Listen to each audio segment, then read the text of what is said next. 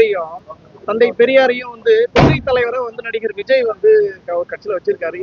இந்த சூழ்நிலையில என்டிஏ கூட கூட்டணி பேச்சுவார்த்தை நடத்ததா ஒரு தகவல் வருது. இதை பத்தி உங்களுடைய கருத்து? அவருக்கு என்று இதுவரை எந்த கொள்கையோ லட்சியத்தையோ அறிவிக்கவில்லை. ஆளும் கட்சி, அதுவும் குறிப்பாக தமிழ்நாட்டில் இருக்கிற திராவிட முன்னேற்ற கழக ஆட்சியை மட்டும்தான் இவர் விமர்சிப்பாரே தவிர அவருக்கென்று எந்த கட்சியினுடைய கொள்கையும் இதுவரையில அறிவிக்கப்படவில்லை, திட்டமும் அறிவிக்கப்படவில்லை. அவர் கட்சியே ஒர்க் ஃப்ரம் தி ஹோம்னு அடிக்கடி சுற்றுலா மாறி போய்கொண்டு வருகிறார். இப்போது அவர்களை எலிப்பொறியை பிடித்தவாறு சிபிஐ வைத்துக் கொண்டு விசாரிக்கிறார்கள். இதற்கெல்லாம் அவர் மிகப்பெரிய அளவிற்கு துணிவை காட்டக்கூடிய அளவிற்கு இல்லை.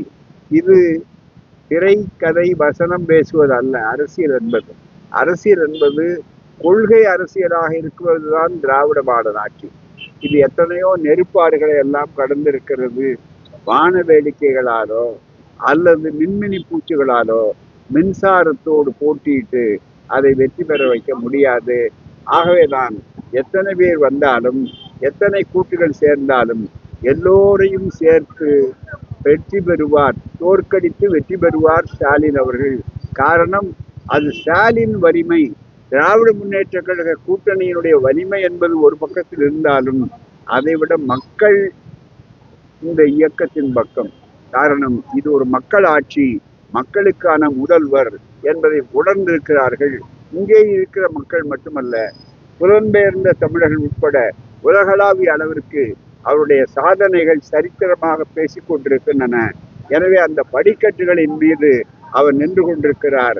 வெறும் அவர் குளத்தில் சேற்றிலே இல்லவில்லை. தாமரையை பறிக்கலாமா பறிக்க வேண்டாமா என்று யோசிக்க வேண்டிய இடத்துல இல்லை. கற்பாறையில நின்று கொண்டிருக்கிறார். மீண்டும் கோட்டையில் ஸ்டாலின் தான். இளைஞரோட எழுச்சி விஜய் பக்கம் இருக்கு. இளைஞர்கள் எழுச்சி பூராவே விஜய் பக்கம் போயிருக்கு. இளைஞர்கள் விஜய் பக்கம் அதிகமா இருக்காங்க.